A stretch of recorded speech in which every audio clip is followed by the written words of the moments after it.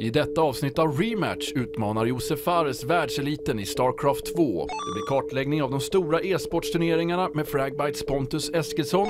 Vi möter StarCraft 2-mästaren Show som berättar om pressen som toppspelare. Och dessutom kommer Morrow och pratar om balansen i just StarCraft 2.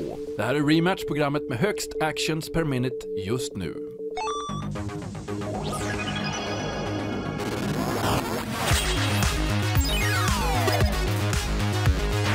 Att leva som man lär, det är något vi tycker om här på Rematch. Och utmaningar ser vi med extra stor glädje efter. Och någon som har tagit det här på allvar, det är vår vän Josef Fares som till vardags är filmregissör. Men för oss har satt på sig testpilotkostymen och gått ut och testat de stora spelen med de stora stjärnorna. Förra gången körde han Super Street Fighter.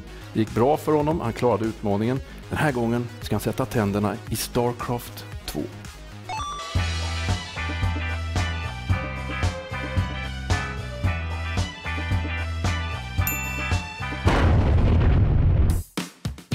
Den här gången ska Josef möta TLO, en av världens bästa StarCraft 2-spelare.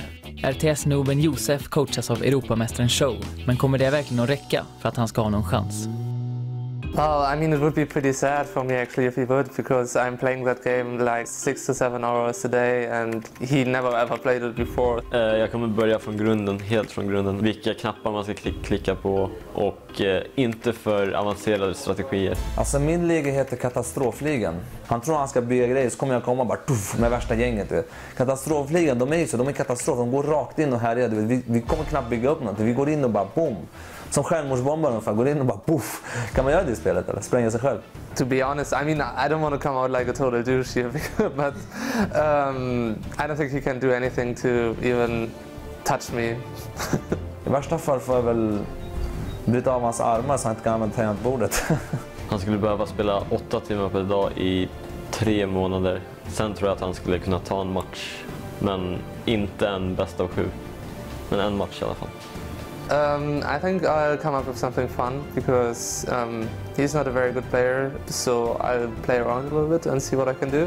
Ja, han är inte riktigt den sämsta eleven, men han är okej liksom.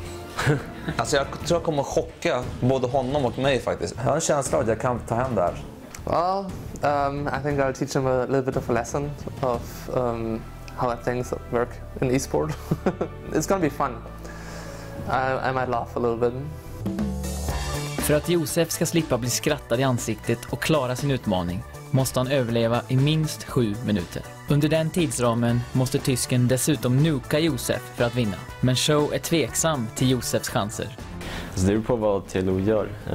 Om man vill spela lite fancy och göra lite snygga grejer och så skulle han överleva längre såklart. Men om man spelar vanligt och bara försöker vinna så snabbt som möjligt så det skulle gå på 4 minuter max. När jag säger fattar ingenting av spel så menar jag det. Alltså det är bara, för mig är det bara en stor röra av gubbar som springer runt och bara alltså jag fattar ingenting. Men det är också min fördel. För att ibland, du vet, man brukar säga i någon film att art by accident, när man inte vet någonting så kommer den stora konsten. Jag tror att samma sak här, det kommer bli win by accident. He's dreaming, I guess. För att hitta den rätta tävlingsatmosfären beger sig gänget till ett internetcafé där Josef drillas en sista gång av coach Jeffrey. Ska Josef verkligen kunna stå emot det tyska kraftpaketet TLO i 7 minuter?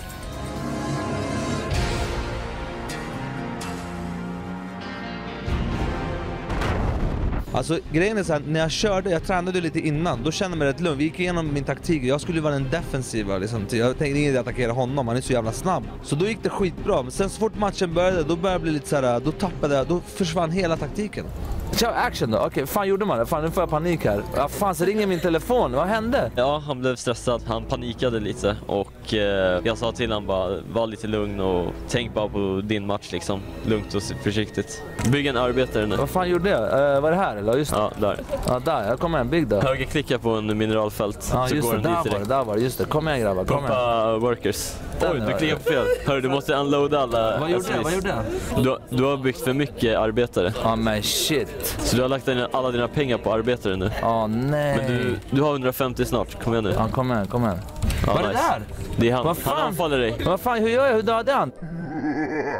Well, he didn't really know what to do. I attacked him basically with my scout worker. He already lost some So I was going home because I was thinking don't want to end the game.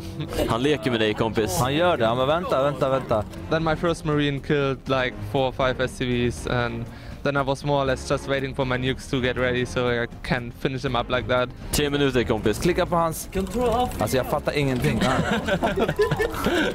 Okej. För mig är det så här massa figurer som springer runt på skärmen. Jag fattar ingenting. Och när man ser hur han spelar, alltså om du tittar noga på hans ögon när han spelar så går de så här.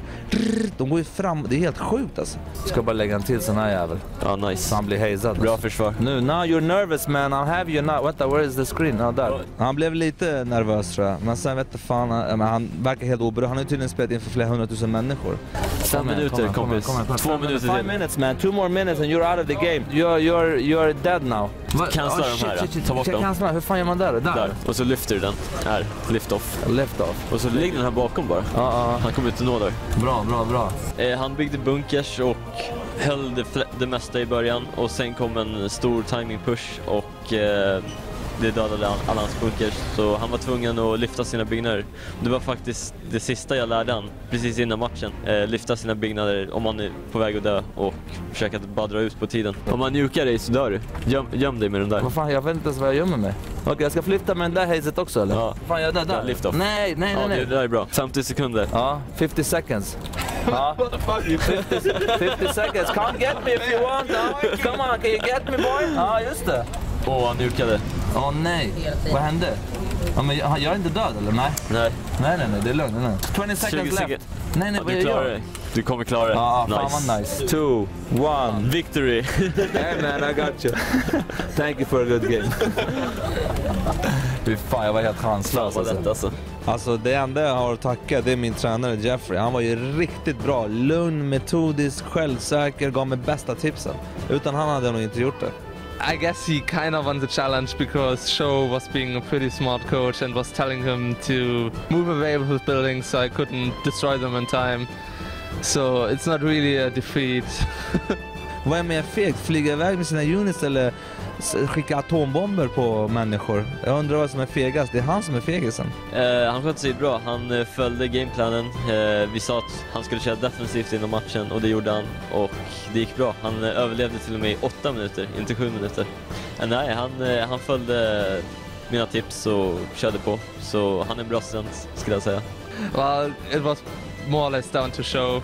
He was telling him what to do and Yusuf was trying to execute it. And I think if Show wouldn't have been sitting next to him, I would have hit the time easily. Efter en intensiv kamp lyckades alltså Josef klara sitt uppdrag. 7 minuter och 40 sekunder in i matchen nukade TLO honom av banan, men det var alltså för sent. Hur påverkar nedlaget TLO? Kommer han rent av att lägga tangentbordet på hyllan? No, of course not. Even though I have been beaten, I will try my best for next time and only get better and work hard on myself. Så här vill jag säga, han får komma och möta med ett spel där jag är grym så jag kan krossa honom. Vilket jag är flera. Whatever.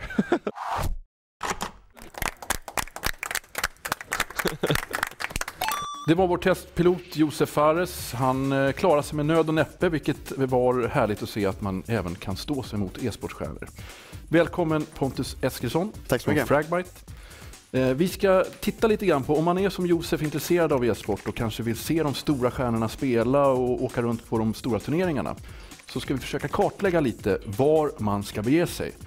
Om vi tittar på de största turneringarna, man ska säga, vilka är de? Det är Intel Extreme Masters som är i Tyskland, i Hannover. Och sen så har vi SVC som är i Paris. Och sen så har vi VCG som byter liksom location varje år. Just nu, detta året så är det Sydkorea. Och sen så har vi även DreamHack som då är i Sverige. Okej, säg så här. Om jag ska lägga upp året som backpacker eller så. Du har ju rest runt mycket på, och du har väl varit på nästan alla stora turneringar? Jag har varit på VCG, SVC, Intel Extreme Masters och DreamHack. Ja. Om man ska resa runt då och ta sig till de här turneringarna, till exempel, vi börjar med ESVC som är i Paris. Som hittills har varit på sommaren? Ja, det har bytt datum nu. Det är, innan har varit i juni har jag för mig, och sen så nu har de bytt till oktober. Jag vet faktiskt inte varför de har bytt, men jag antar att det har med liksom... Stekhett på sommaren? Ja, stekhett på sommaren, det var det ju eftersom de spelade i tält i somras i finalerna. Ja. På finalerna där. Och det var cirka 40 grader i tältet och vi satt där med, det kan vara 100 datorer. Och det var extremt varmt, det kan vara extremt varmt. Intressant med ESVC alltså att på ytan ser ju allting bra ut, men man har hört en massa saker om ägarstormar och annat som liksom har gjort att det har varit en massa strul med turneringen. Hur har man märkt det som besökare? Ja, alltså det senaste evenemanget som var förra året i Paris på Disneyland faktiskt. Det var kanske inte det bäst genomförda evenemanget av dem alla. Det var dåliga datorer och dåligt internet även. Men jag hoppas de liksom shapar upp nu och kör ett bättre evenemang nu 2011. Vilka av turneringarna är mest prestigefyllt då, om man kollar på ESVC och VCG till exempel? Jag skulle vilja påstå att VCG är faktiskt mest prestigefyllt. Det är liksom OS i e-sport och de har hållit på i 11 år nu. Det är 11:e evenemanget de kör nu detta året. Så att de kör på hårt och liksom de gör det bra också. De genomför allting jättebra. Extreme Masters, det är ju en stor turnering också. Vad är det som är speciellt med den? Först och främst så finns det online till att man kan kvala in till den och sen så har de lite av en turné där man också kan kvala in, fast där bjuder de faktiskt in lagen.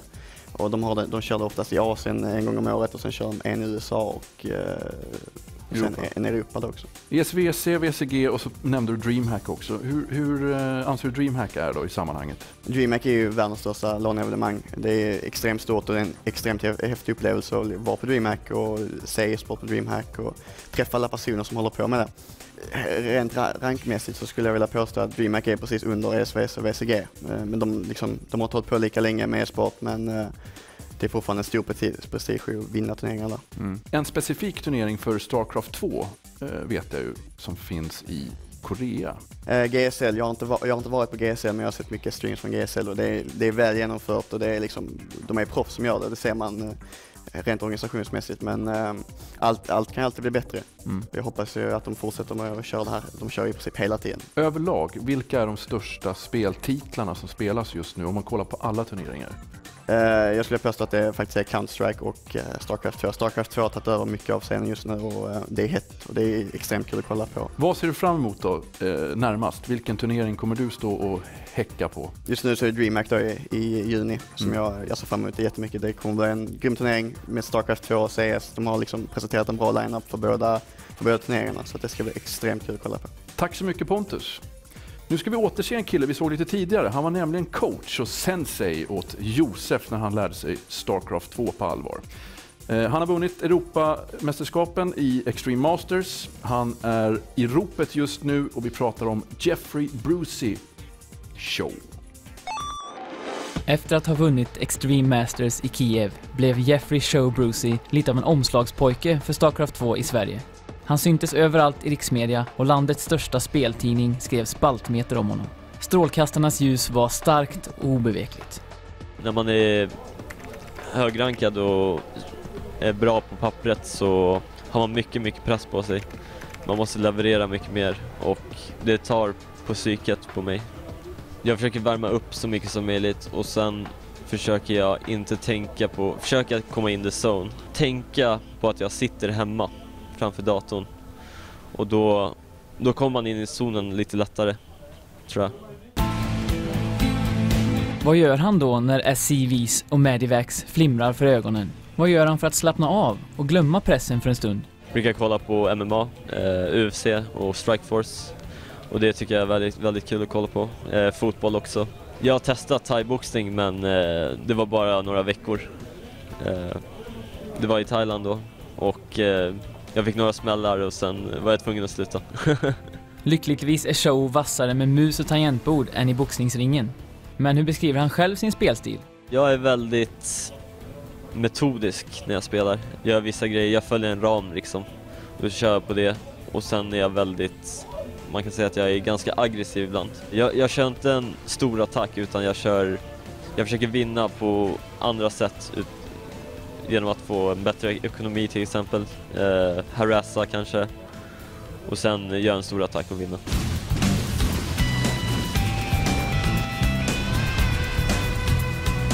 Jag scoutar inte med den första SV-scouten. Jag tycker inte det är värt det för att den informationen man får, den är inte tillräcklig för att säga vad motståndaren verkligen gör.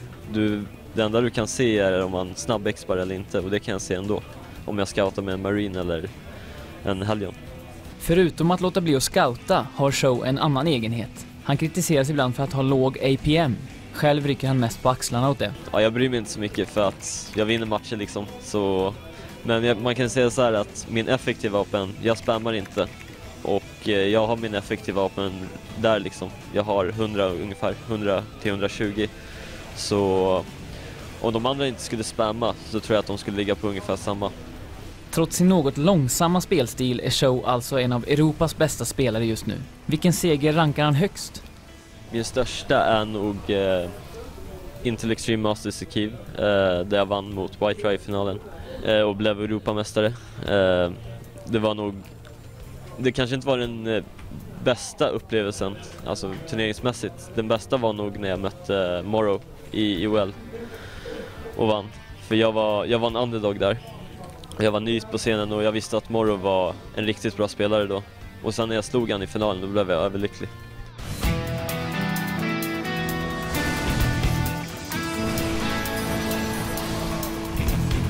I Sverige ser jag upp till Morrow för att han har en speciell träningsstil. Han tränar mycket och att han är väldigt passionerad med spelet. Han bryr sig inte om han torskar en match, utan han försöker se misstaget han gör. Och det vill jag lära mig från honom.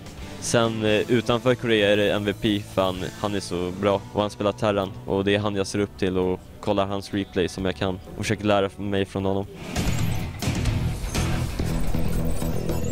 Vem skulle du säga är din största rival i StarCraft?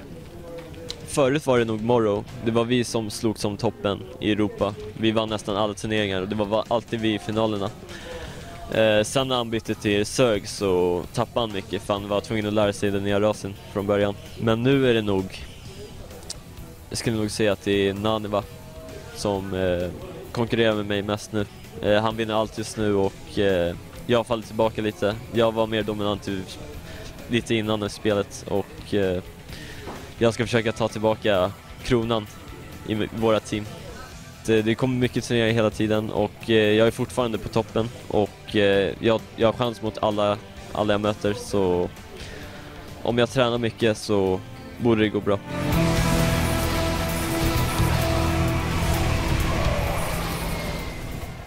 Då är det dags att välkomna Stefan Andersson Morrow, en av Sveriges mest dedikerade StarCraft 2-spelare. Tack.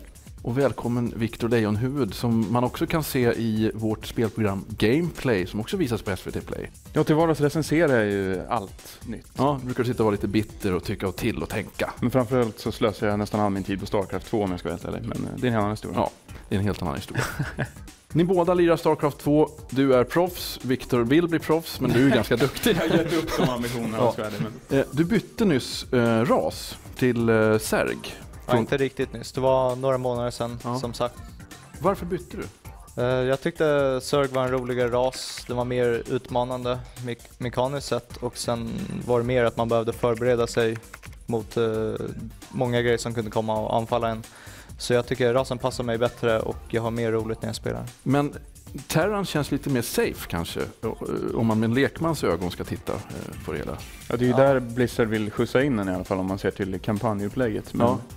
Och statistiskt sett så är det ju Zerg svårare att spela än Terran. Ja, jag vet inte vad statistiken säger, men det är svårare att vinna definitivt. Det är svårt att gå igenom en turnering med Zerg och vinna hela tiden. För det finns ju alltid chanser att du slås ut tidigt i matchen och sånt där. Och spelet är inte riktigt utlistat där för Zerg, men det är lite lättare att komma på nya builds där du ska vara aggressiv med Terran än för Zerg att komma på alla sätt du kan stoppa hans sätt att vara aggressiv på. Mm. Du bor ju i spelarhuset med Show. Det var någonting som jag tänkte på, som jag har noterat när jag har sett honom spela. Han är en ganska udda fågel. Alltså han har ganska låg APM. Han väljer att inte gå ut tidigt och leta reda på motståndaren, inte hålla så jättebra koll heller. Alltså, är det ett syndrom av Terran? Eller skulle du säga att det är hans personliga spelstil? Ja, jag tror det lite mer handlar om Show där. Han kommer ju från poker liksom, så han gillar att köra mycket på känsla och läsa spelaren liksom, som en spelare istället för att gå och se vad han har för något. Och inte gå och scouta tidigt i matchen gör han också för att få mer ekonomi och inte skicka ut den där SV:n i början. Så istället har han den kvar och minar minerals så får han mer pengar på det sättet. Men blir han inte kisad hela tiden i så fall? Nej, det är det han inte blir hela tiden, för det är ganska lätt, det är relativt lätt för Terran att spela safe i early game, för han kan sitta där på en bas och bygga sin andra command center inne i sitt main bas och bunkra in sig. Och sen kan han ju sälja bunkarna när han movar ut, så det är inte en så stor investering att vara säker i early game för Terran. Begin your sweep. Find Kerrigan.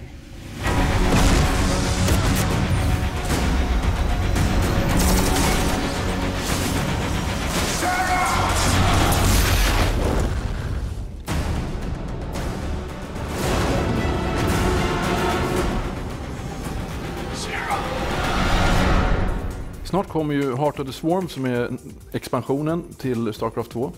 Vad ser ni framför er? Några orosmoln som liksom börjar komma mot er? Spelstilsätt som måste ändras och annat? Alltså det första orosmolnet, det är väl återigen balansfrågan som är ständigt pågående. Blizzard har jobbat med den i evigheter. StarCraft 1 patchas ju nästan till denna dag fortfarande, vad jag vet. Jag kan tänka mig att det uppstår nya problem när det kommer in nya enheter, om det nu gör det i och med en expansion. Ja, exakt. Jag är lite rädd för samma sak. Det ska ju bli kul att det kommer nya gubbar och sådär. Men man är ju lite rädd för att de nya gubbarna ska förstöra hela spelet, så får de börja om från början med balansen. Hoppet mellan StarCraft 1 och 2:an. Det var också hände en hel del på gubbfronten, om man säger så. Finns det några enheter ni saknar? Jag saknar ju Defilen lite grann. Eller jag saknar egentligen alla gubbar, men Defiler faktiskt. Men det man tänker på spontant är Lurker, för den pratade de om att den skulle finnas med i StarCraft 2 i tidigt skede. Jag får mig att det var med i alfan faktiskt. Jag minns inte helt klart. Men... Ja, det kan vara sant. Ja. Men jag tror inte Blizzard riktigt ville ha med Lurken där, för de introducerade en nya gubben Baneling som skulle fylla rollen liksom. Och sen har de ju andra magiker som Infestor som liksom också kan dö AOE och döda många gubbar samtidigt. Så. Men jag vet inte, jag tycker Baneling inte riktigt ersatte Lurker. Scourge då, de saknar mig lite, de här flygbombarna. Ja, man byggde ju Scourge liksom i StarCraft 1, så hade man dem patrullerande runt kanterna på ens bas, så kom det in liksom med dropship där. Om Terran skulle droppa och harassa dig, så kunde du köra in med Scourge igen och döda den bara rakt av. Så det finns ju inte riktigt i StarCraft 2, men samtidigt i StarCraft 2 så är mobiliteten så extremt mycket högre. Plus så kan Zerg liksom sprida creep överallt och overlords över hela banan, så att han ser, om det kommer ett dropp så kan han se det i tid, och så hinner han skicka tillräckligt många gubbar till sin expansion och rädda den i alla fall. Det pratas ju om att Terran och Zerg, att just Terran överlag så är det fler som spelare, fler som vinner, fler som kommer på andra plats som har Terran. Även om det är små skillnader i statistiken så finns det den här lilla imba-feelingen. Och då har du valt Zerg som känns så här... Med lite underdog. Ja, mot all sans och reson liksom, istället för att ta en ras som kanske är enklare. Ja, alltså man kan ju säga så här, statistiken som alla gör, det är ju liksom från tidigt i betan och så vidare. Och då hade ju Terran en period där det var extremt bra. Och sen när du tar statistiken från lädern, där du har maps där du kan spåna i close post och sånt där, vilka favoriserar Terran också över Zerg. Så då liksom, statistiken blir inte riktigt korrekt där, men tar statistik rakt på från den här månaden ur GSL maps liksom, så får du säkert mycket bättre statistik, och då är det mycket jämnare under de förhållanden än om du jämför med lädern till exempel. Är det verkligen helt balanserat? Nej, spelet är definitivt inte helt balanserat. Jag tycker bara att statistiken ska man inte lyssna på lika mycket som vad proffs tycker. Till exempel som Nesty, om han säger någonting så lyssnar jag på det mycket mer än om jag ser statistik. För Blizzard jobbar ju med det här hela tiden. Jag har ju ställt den frågan flera gånger när jag har träffat dem för intervjuer och sådär också. Alltså när kan det anses vara balanserat? Och ser man på patcharna som de jobbar med att uppdatera spelet och förändrar saker, då har man också sett att det här är ju någonting som inte tidigare har varit balanserat, för de har ju valt att rätta till det. Det är på något sätt en bekräftelse av fel. Ja, det är lite på det sättet. Efter jag vann IEM emot Idrö där med Mass Reapers, då var det Reapers för starka. Och sen lite senare kom det en patch som nerfade Reapers till marken liksom. Nu använder nästan ingen non-Reapers alls. Men då visar Blizzard lite att så här ska inte Terran spela. Det behöver inte vara att det är obalanserat. Det kan också vara att de vill säga bara, vi vill inte att du ska spela på det här sättet. Till exempel när Thor säger, gjorde masstours mot MC där och bara hade en massa tours liksom och bara körde över MC. Och då kan det vara så att det inte direkt är obalanserat eftersom att det är en sån ny grej, så då var det mer bara att de tänker vi vill inte att spel ska se ut på det här sättet, man ska inte bara kunna bygga en stor torarmé och så finns det ingen bra counter till det, så ändrar de det på det sättet utan att veta ifall det är balanserat eller inte. Jag har till och med hört att det är så att de gör ändringar för att de vill förändra spelandet, alltså de vill förändra beteendemönster och sånt hos spelare. Att de ibland svagar ner någonting och stärker något annat och så vill de uppmuntra att man använder det istället. Exakt, jag tror Blizzard är lite besvikna på en del spelare, dels mig själva. Jag kan vara lite envis på att försöka nya saker och sånt. Så ibland så släpper de en patch liksom, nu gör de Infestor bättre och det kan uppmuntra en till att försöka använda det mer, så kommer man på den här gubben var jättebra. Och de ändrade ändå inte jättemycket med den. Så den var säkert bra innan då också, bara att jag inte försökte använda den liksom. Så det gäller att anpassa sig efter patcharna också? Ja, det handlar väldigt mycket om det. I betan så gick nästan bara ut på liksom abusa så mycket som möjligt. Och då, den som var bäst på att lista ut vad som var brutet med spelet, den vann allting liksom. Då finns det lite att göra, Viktor. Ja, verkligen. Tillbaka till ritbordet. Fan. Tack så mycket för att du kom hit, Morrow. Tack så mycket för att du kom hit, Viktor. Och ni är med oss i nästa avsnitt igen av Rematch och då kommer ni se bland annat det här.